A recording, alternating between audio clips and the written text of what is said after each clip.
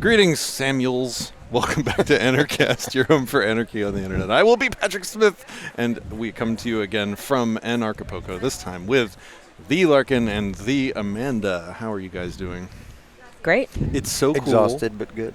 To be having you in person instead of on the internet from a long way away. But that's one of the cool things about this event. How do you feel like you've been to a lot of Anarchapulcos? How is this one? Do you want to go first? Or? Yeah. Very, very different. The setting is very different. The mood is very different. And how it feels is very different. And it's really cool. It's like, it still has the name Anarchapulco on it. But if I went to the two events and never heard what they were called, I wouldn't have thought they were the same thing at all. Just because sort of the overall vibe is completely different.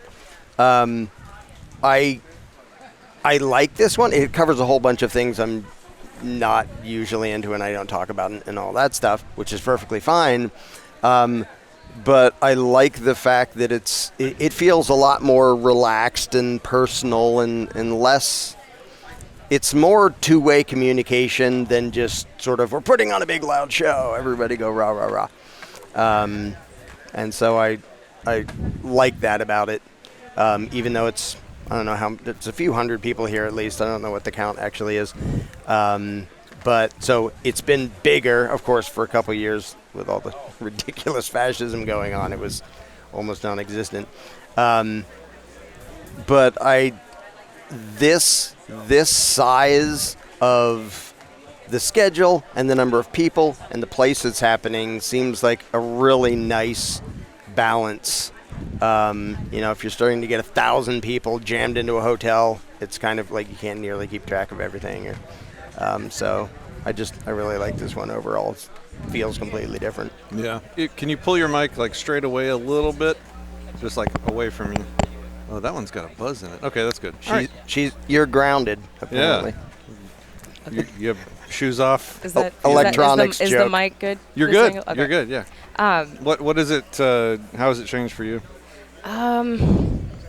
I've already told the showrunners that are doing it this year. I've talked to Lily and Rebecca and already complimented them a couple times, actually, on how well this was run, but also particularly I complimented them because I said I don't have any major complaints about the other Anarchapulcos other than they were a lot more intense, and this is the most relaxing Anarchapulco I've been to yet, by far. And they were actually really complimented by that because that was one of their big goals, was to have it be a very smooth and efficient running thing, but also they really wanted to just actually communicate well with everyone and address all issues and try to keep things flowing so that there was no drama. They were like, we just don't want drama. We don't want any drama. And for those who saw the Anarchist HBO show, that may look like, oh, there was drama. That was that big thing. But the actual event didn't nearly have nearly that much drama going on. It just had some stuff. It had drama every other year or so. And so it was just nice that this year we came and it's just been, things are going the way they should. The vibe is very connected. People are very connected and communicating, and it's actually very Wholesome. Yeah, Chill. Actually, that's wholesome is a good word. I'm glad you said that. Chill and wholesome. Also, like, family-oriented. Like, I definitely would not have recommended bringing kids to a couple of the years before. But now it's like, this is absolutely family-friendly, and you can totally bring the kids down and plan for that, and it would be great. So a couple years ago, Larken told me a secret that he was turning the Jones Plantation into a movie. And today, in 2 hours from now, we're going to get to see it for the first time. And I have not been this excited about something in 2 years since you told me you were going to work on it. And I want to talk. I want to hear the story. I want to know. I'm going to start from the beginning. How did you get how did you put it together? How did you get somebody interested in making it? It was the other way, like accidentally. Like I did the original 10 or 12 minute animated thing that was just like a lot of my videos that are most popular were ones that I just sort of thought of and wrote down and quick made. In that case, other people did the little illustrations. It's not even animated. It's just sort of a slideshow thing. And somebody else recorded the voices. I just wrote the script. And so, you know, in a matter of days, we had this cool thing and threw it up. And I forget how many hundreds of thousands of views it has at this point.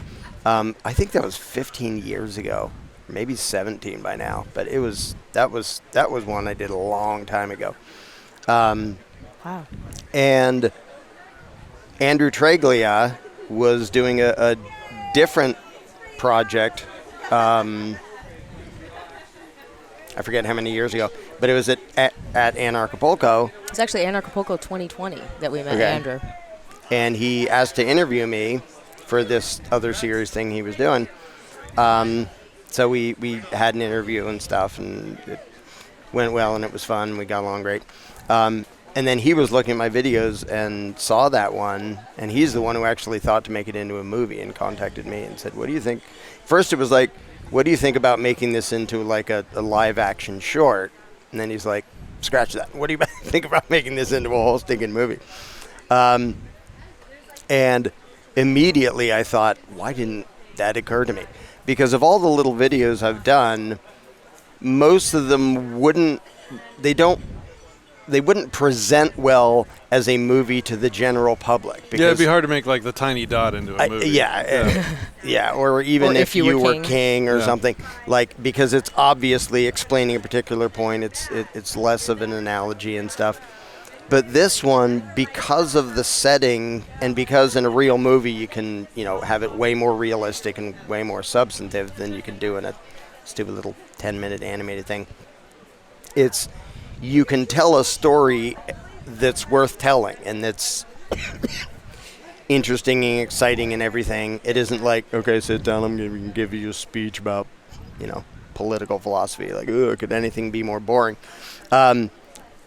So it tells a story, and inside it, there's a way to tell so many obvious truths without telling the obvious truths, except the analogy is so stinking obvious that people aren't going to be able to miss it. And one of the things I really want is people to watch the Jones Plantation, and then when they go out into their daily lives and they see a politician on TV and they go, oh man, same words, even same method, same approach, and start to see through all of it.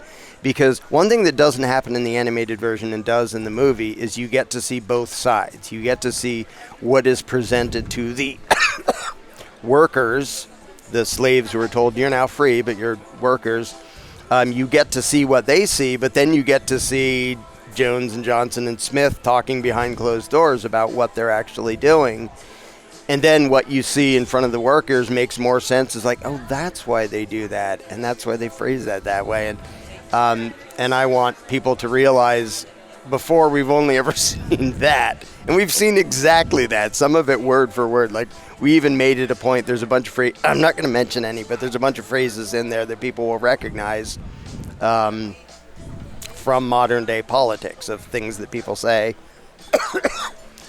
And I want people to go out and live their life, and when they see those things happening, think, oh, I know what happened behind the scenes before that landed in front of me. I know why they're saying Mr. Smith talking. Yeah, I know what this really is. Yeah. Okay. So, and I think it's going to do that. So he approached you and was like, hey, let's make a movie. Yep. And then what happened? Like, what's the step for that? Then we found out that Andrew, we met at Anarchapulco 2020 and had no idea that Andrew Treglia was in Phoenix, Arizona, not far from where we live. Is he here? So, is Andrew here? Yeah, yes, he is. Him and I wish he was here with us. Him and his assistant, his right-hand man, Doug, who is a badass, is also here. Can we text him and have him come over while we're talking? Is that a thing we can do? We could try it. You have his number? In the middle of an interview, see if we can make him show up. I'm trying to get you guys something to drink. Bear with us, ladies and gentlemen. Bear with okay. There's a bear with us. What? We're in a chill atmosphere. Just join us. Just chill. Yeah, just chill. So as soon as he said that idea, I dove into writing the script immediately. because immediately there were a million ideas. Gracias. And sort of couldn't stop myself, and so it blazed along and ended up with what would have been like a 2.5 hour movie. And he's like, I'm that's there really for it." cool, make it short. So we got it it's amazing because I've seen the rough cut all the way through where sound isn't done, color isn't done, but the basic edit was, and there were a couple tweaks to do and things to add and stuff. And it felt to me shorter than 90 minutes, and I Okay. think it's 110 or something. Okay. 110 might be with the credits. I don't even remember. But it's hard not to be biased, but to me it feels like all of it is substance. There isn't sort of fluff and filler to make it as long as a movie. It was sort of like we had to chop out a whole bunch of stuff that was also substance, but most people can't handle that much substance. Yeah. So we chopped it down, and then while shooting it, it got chopped down even farther, like in the process, which, he warned me ahead of time. Andrew warned me ahead of time that's how it happens. It's like, there's a reason we never let screenwriters on set, because we're going to butcher the hell out of their script. And they're just going to cry and they're in just the going to corner. cry, which I did. You did? He really did.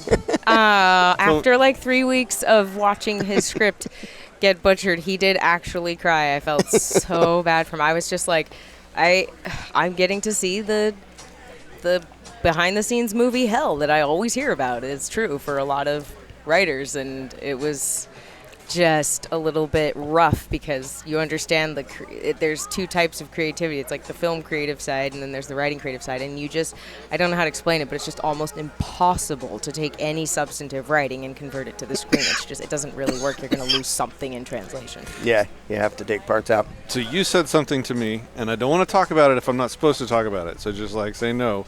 BLM is BLM related. Can you talk about that? Because I think it's very interesting. How about very briefly and vaguely? Okay.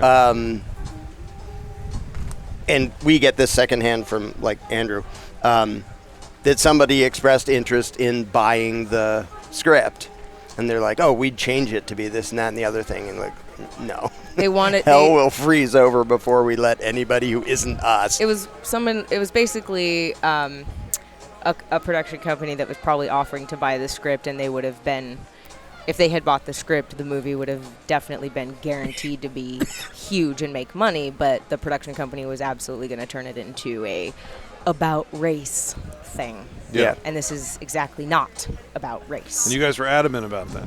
Yeah. Oh, yeah. And that's why I wanted to bring it up, because people need to know that they're turning down significant money. Yeah, and Andrew didn't even ask us because he knew, because I wouldn't have let anybody direct this unless I knew they knew what the message had to be.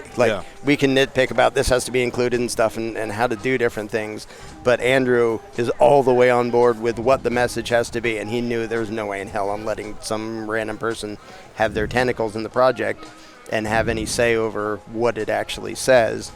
The script is really, really unusual and really good, and the original script that you wrote was really robust and ridiculous, and what I love about it is that everyone who saw the script basically has said, this has never, ever, ever been done before. We've never seen anything like this. This is unique, and you want to hear that about an indie movie. That's what you want to hear, because that's giving you the impression and the vibe that this is probably going to actually gain some traction and do well, because it's novel, it's different, and it's something people complain about a lot these days. It's why people are more interested in independent films, because people talk about nobody can make anything original anymore. There's nothing original, there's nothing different, there's nothing, and so even the cast was reading the script and they were all like, this is just, I have never read anything like this, and I kept hearing that and going, that's what we want to hear. This is cool. Yeah. So I assume he came to you after the script was ready and said, okay, we're going to need this much money to make this happen. How did the money come together? You don't have to talk about anything you don't need to. But I think those estimates started before the script was even done. He was already figuring out, well, what's the absolute bare minimum we need to do this? And of course, the question is, well, to do it at what quality? So it's, It's like, well, we can do it for $7 and it'll look like complete crap. And Blair Witch Larken edition. oh god, don't even say that movie is. Oh, that doesn't count as a movie. That's okay. not a movie. Anyway, rather than just bashing their lovely project.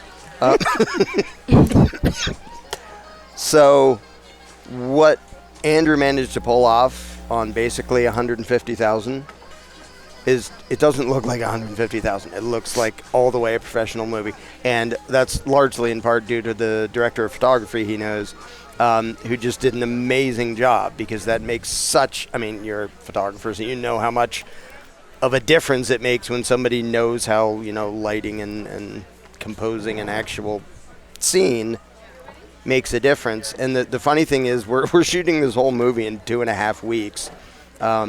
In 2 different sites on actual slave plantations. I'm sorry, you said something I was not aware of. You raised $150,000?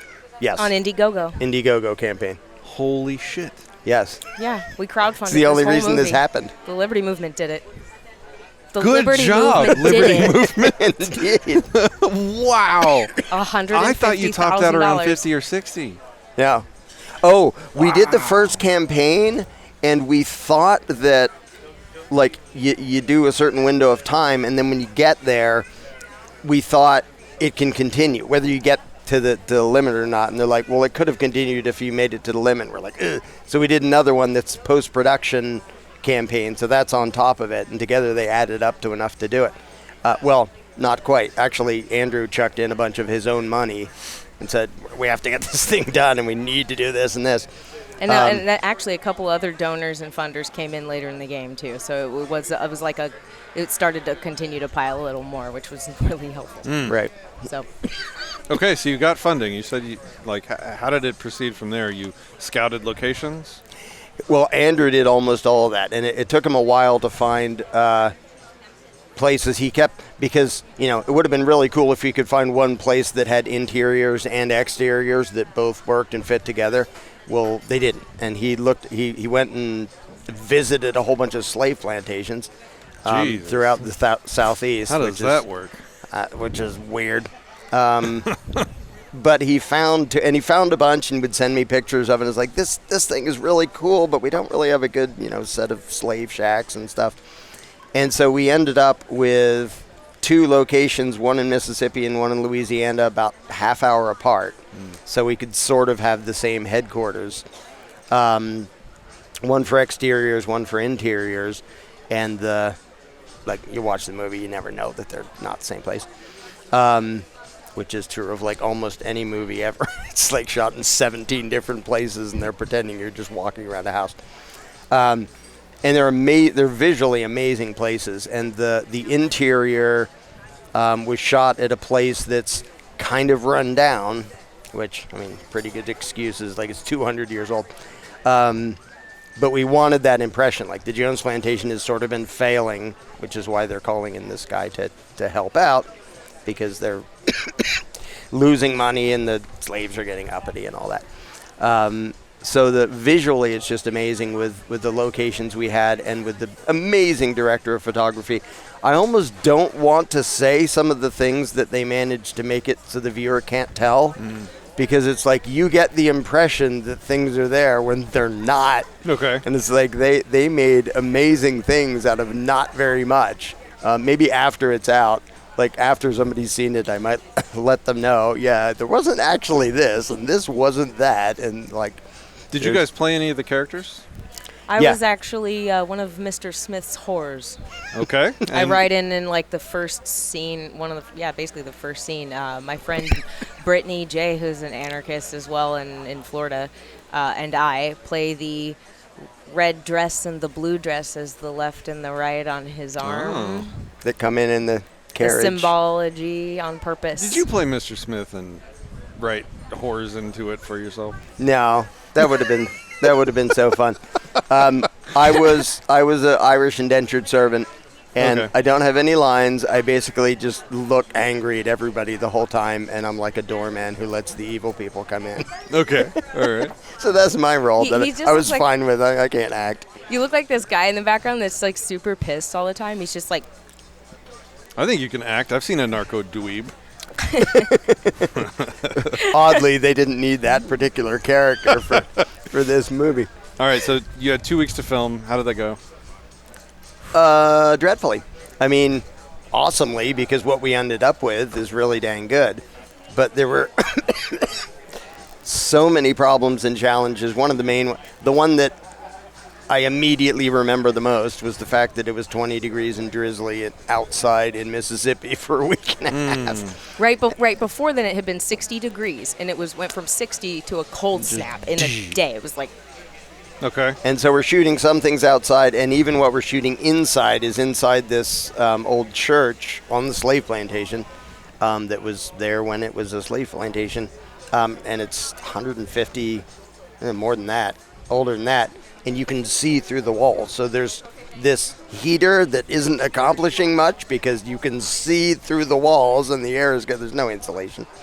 So it's literally a matter of everybody's bundled up in their coats and the heater's running, and it's like, okay, we're setting up all the lighting. You got their lines, you're all set. Okay, pile all the coats over here. Pile back in, turn the heater off, wait for it to stop. Click. Good. Wow. Go. Pretend you're not freezing your asses off. Don't shiver. Don't shiver. Yeah, and it's supposed to be summertime in the movie setting. So then it's like you have to stand without a coat on in 20 degrees and pretend that you're not shivering. And then I don't know. And I was in. That's a whole other level of tough to me. I could not have pulled that off. I would have been sitting there trying to do my lines like. I didn't have a coat. Most of the time I was in costume, which was basically something like this and thinner pants. And I had no coat, and I was out there 10 hours a day. And so my immune system just died after a few days. You were actually sick by the time I flew in at the end of filming just to shoot my scene with Brittany, because I wasn't there most of the time. But he was like telling me the nightmare it was over the phone, like for weeks before I got there. He was like, this is just...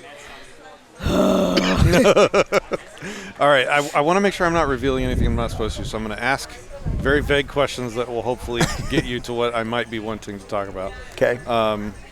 Well, first of all, there was a conversation that one of the actors had. She was worried about something. Do you want to talk about that? Yeah, I'll just vaguely reference it. There was, there were a couple little things that somebody noticed. Like the cast is, other than four characters and me, the cast is entirely black because most slaves were. Not all of them, actually, but in this case. And at some point, somebody sort of noticed, hey, how come the staff is all white and the cast is black? And we were like, what do you want us to do about it? Like, wear blackface? I mean, we did not say that. That would have been a little bit insensitive, but we just said, this is what we're doing with our budget. We just happened to be one. I know. And the thing is, that does remind me of a thing that I was going to say before, which is, I think a lot of people are going to go into this assuming, this is a slave movie that shows how evil slavery is, as if anybody needs to be. Does anybody not know that yet? Right, I think we all know. It was really damn evil. Yep. And they're probably going to assume it's a racial thing. That all the white people are bad, and all the black people are good, and it's so much more than that. But if they expect that on the way in, that's fine. Like, you expect whatever you want. But it's definitely about good and evil, and more specifically, it's about how the evil plays the game it plays, because it doesn't play the game the way most people expect it to be, with the evil comic book villain who's like, I'm super evil, I'm going to oppress you. Like, how far do you think they would get if they actually acted that way? And so I think a lot of people, whatever they expect it to be, it's not going to be that. And it's going to be something that immediately makes them think, and immediately, I actually want the thing to traumatize almost everybody. Now, go ahead, sorry. Why? Because I want them to realize that the way evil succeeds is not the arch villain fighting the hero in all the superhero movies, and that even more terrifyingly, the way it succeeds is usually by way of what most of the viewers of the movie are going to believe. And I want them to notice, I probably would have fallen for this. I probably would have been cheering for the bad guy. I probably would have been okay with them being nasty to the good guy and saying, you're the problem here. Because that's the truth of history, is most of the nasty stuff that's happened has been to the cheers of throngs of well-intentioned people who just didn't understand how reality works.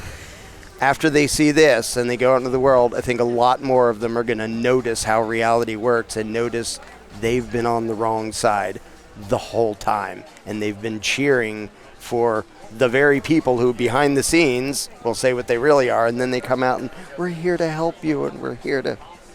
And that's going to be traumatic for people to realize, wow, this isn't a feel-good movie where I go, yeah, I really, relate to the hero. It's like, oh, I relate to the people who fell for the garbage of the evil guy. So, I'm there for it, though. You told me about something that I didn't realize was a thing when movies were being recorded during those 2 weeks' time. He had to, almost in real time, rewrite the script to move things around to make it work. Yeah. In the middle of him, having health issues. Yes. Can you tell us about that? Well, he was telling me that he was up, every night late, and he was, calling me saying, this is kind of hell because Andrew keeps giving me rewrites every single night, and he's and my script is... What does that mean? When a rewrite Andrew gives you a rewrite. What does that mean? It's the director basically saying, here's a chunk of dialogue or a whole scene, and you have to completely reduce all of the dialogue and the content as much as you can. This down has to be a certain third amount. as long. This has to be half as long as it was, and somehow have the same substantive message. And so it's if you're the writer, writers are generally thinkers. They're substantive inherently because that's what writers do. So the struggle with writing is, you want to write in a way that conveys everything you really are trying to convey to your audience, but you are trying to hold your audience's attention span, and in America that's almost zero. So there's that. And then on top of this, Larken realizes, okay, I don't want people to miss out on a lot of the things that I really wanted said a certain way or explained more clearly. So then Larken decides to add to his own plate the task every night of beginning to write the Jones Plantation novel, so he can put everything he's taking out of the script as he's doing rewrites, everything that... So that was the other thing I was going to ask vaguely, because I wasn't sure if you wanted to say it. I'm going to move this over and stick it in the novel, because I know at least if everyone watches the movie, they'll go, oh, there's a novel too. The novel must have more stuff, and then they'll get all the stuff. And I feel like she just buried the lead.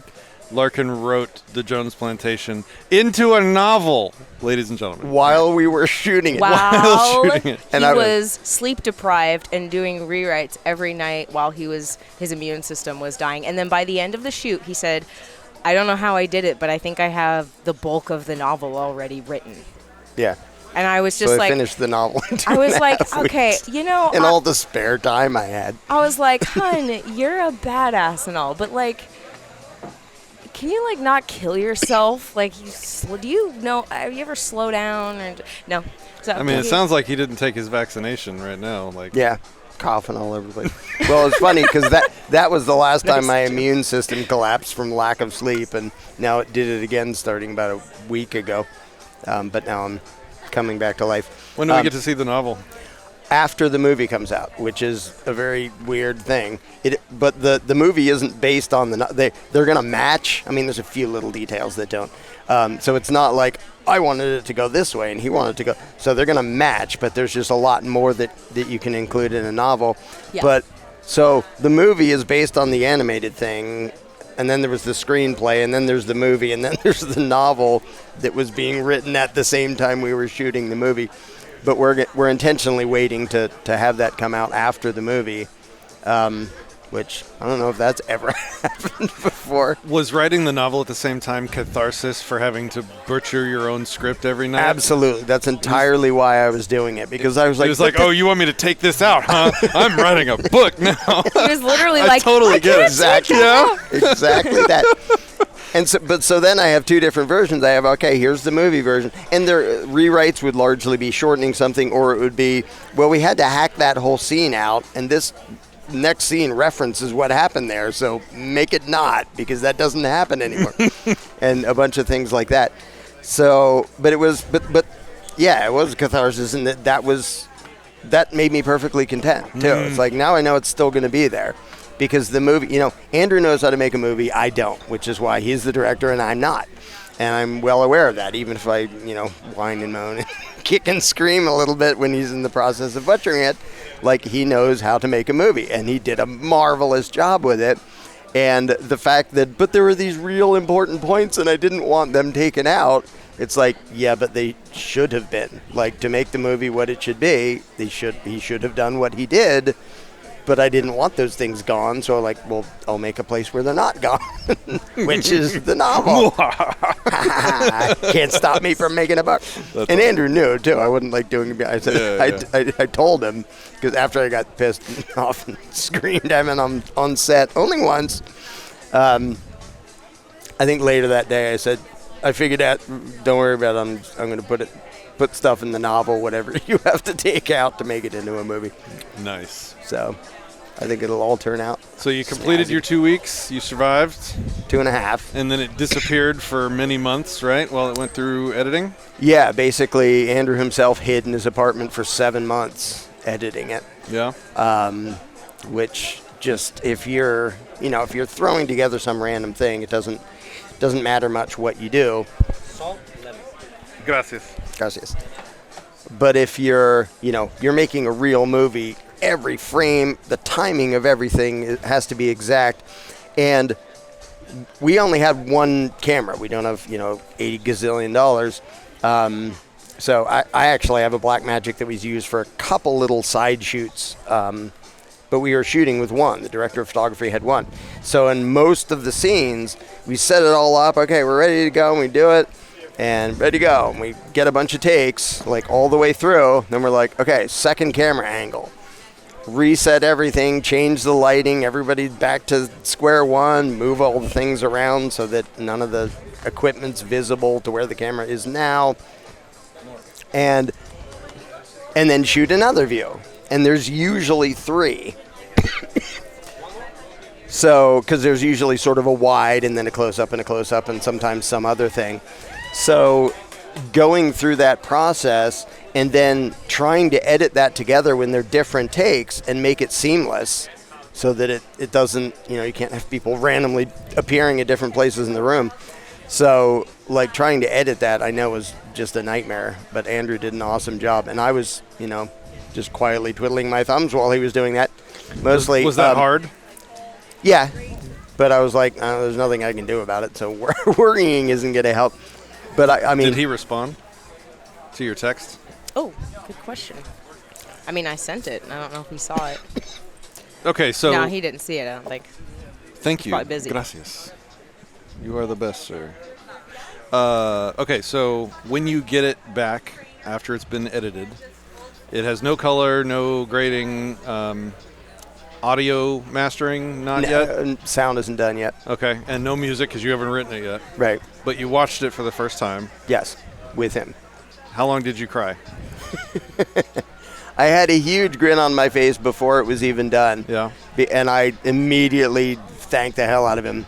I was like, I have no idea how you did that. That doesn't look like all the pain and suffering and mayhem and challenges we went through. That looked like we had forever and we had an infinite budget and everybody knew their lines. Did you get to see it at that stage? I did. We were both sitting. It was just Andrew, me, and him just sitting there in front of his computer with his big monitor watching it on the screen, and I was just like, How did it hit you? Shit. I had a plastered, stupid fucking grin on my face the whole time. I was like, holy shit, this is a movie. And I was just impressed. And then at some point I was actually into it, so I was getting like teary-eyed because I was like, oh, wow, this is like really happening, and it was just kind of making me emotional. So I was like, wow. Cool. And then so when it was done, I looked at, because I knew and I had heard a lot of things, including things that we won't even talk about here with like the actors and stuff. But I was just talking to Andrew, and I was like, I do not know how you did what you did, but you are a miracle editor. Like, Yeah. that is masterful, because I know what you all went through. to get, and I know how much he talked, like, it's funny because he talked constantly like, oh man, he would constantly say stuff like, man, I hope I have a fucking movie when I'm done with this. Yeah, because at the end of the shoot, and his system was just gone because he was getting less sleep than I was, and just trashing himself, constantly working up all night every night. And at the end, he was just like, well, I don't know what we have, but I guess we'll see when I start to edit it. And so then your job started to score the whole thing. Yeah. Did you want to score it from the beginning? Was that a requirement or what? I did. However, I have learned recently that most of my music probably isn't being used because the sound guy decided to do his own. What? Which I don't know. I'm not the director, so it's not. Okay. So I'm a little annoyed by that. But the sound guy is like an award-winning sound guy that Andrew hired, and he's like been in the industry and done a bunch of stuff. So Andrew and Larken had this agreement where Andrew was like, listen, I mean, I want you to have a shot to write it, but then I am going to hand it over to Dan, and it is still going to be Dan's call on everything. So in theory, it still could end up getting like butchered or totally canned. Just don't be too attentive. He did kind of, I remember that being like kind of a warning. But I really liked Larken's soundtrack, so I was hoping it would get used. One of the cool things, though, is I don't want everyone to freak out that all of his creativity on the soundtrack was lost. If you want to hear what his soundtrack would have been, there will be a way to do that. First of all, the actual people who funded the Indiegogo campaign, one of the perks is going to be that they get is going to be getting access to Larken's original soundtrack. But then there isn't anything to say stop us from releasing a version later. I was about to say, I'm happy to help you edit that soundtrack. that has my music instead. Yeah, totally. So we would love to do that. It's an independent movie, so I haven't heard it. that. I haven't seen it. So right now my attitude is, well, that kind of sucks putting in that much effort, but I hope it's better than mine. Yeah. Because I don't want mine trashed for something that isn't even as good. If you want, I will drive out to your place and we will re-edit it later. Oh my gosh, that'd be cool. That'd be fun. All right, cool. But I mean, when you're not the director, you just have to expect, like, whether you're a screenwriter or a person doing music, like, expect whatever you do to get butchered if the director decides that that's what's needed. And he's the one that knows how to make a movie, so it's one of those things where we're not professional movie makers. We don't know what we're doing. So we're intentionally just sort of submitting to that decision making for now. This interview is not going to go out until I get home and probably a few days after. So this will be in the future when people see this. We will have already seen the glory. All right. When will everyone else get to see the movie? I don't know yet. One of the things we're doing, one of the perks is of people who donate a certain amount is I think it's like 6 or 7 cities in the country that we're planning on showing it in theaters, and the people who donated get to be there with us. Like, we're going to tour and be there at those screenings before it sort of goes public.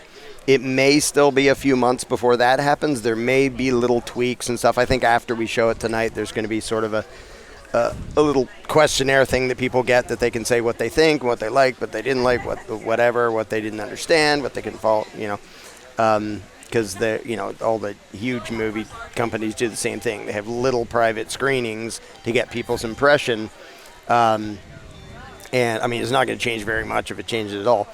But there is some time. And it's also a thing where, it. like, to get to the music, to the what do you call it, like little award shows or something like that? They have to have one of the first screenings or something. So this is like an unofficial one or something like that. How's that? I don't know.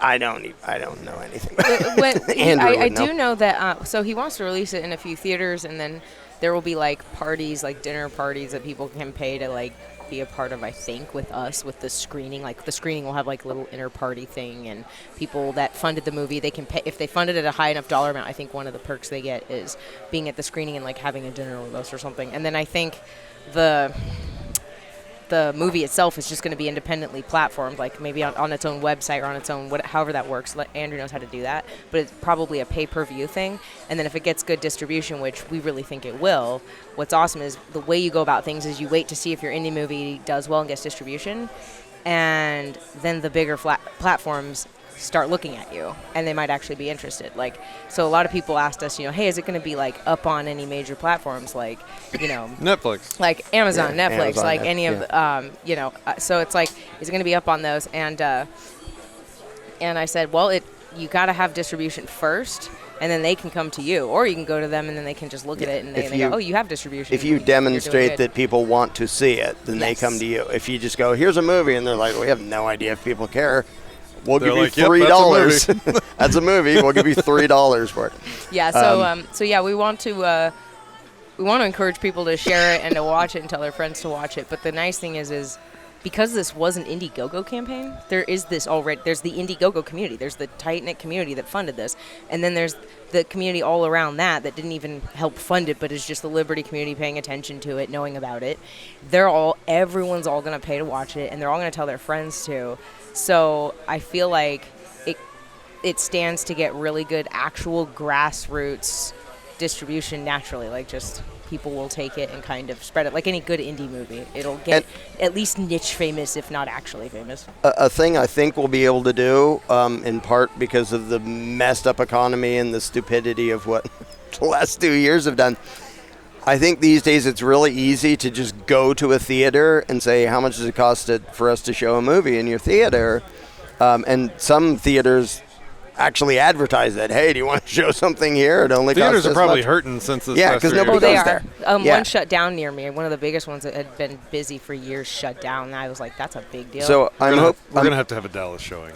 Yeah, I'm going to make that happen. Of course. That's probably going to be one of the... make that happen. Absolutely. I will, yeah. So we'll probably be putting together like a package where anybody can just go, like, we'll give you the stuff if you set it up, and maybe you can get a cut of the door or something to get people in and to get eyes on it. Yeah. So, but I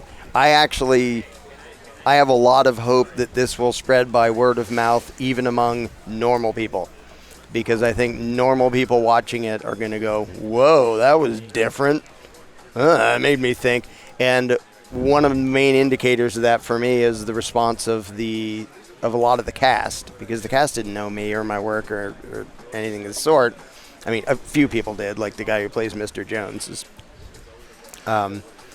on board already, and he was freaking awesome. He's not a professional actor, but he was just amazing. Really?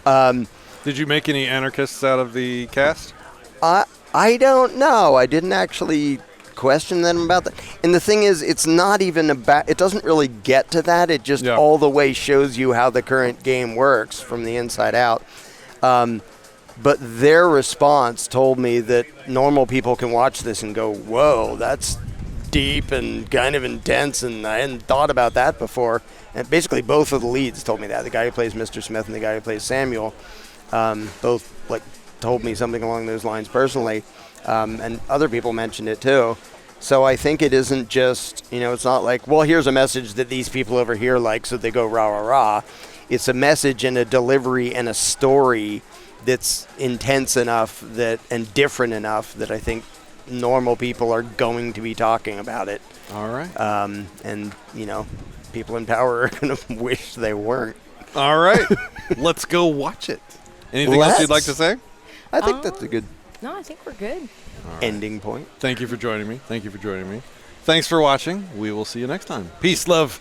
Wait, no, I've been letting the guests say it. Can you do the peace, love, and Peace, okay. love. Peace, love, and anarchy.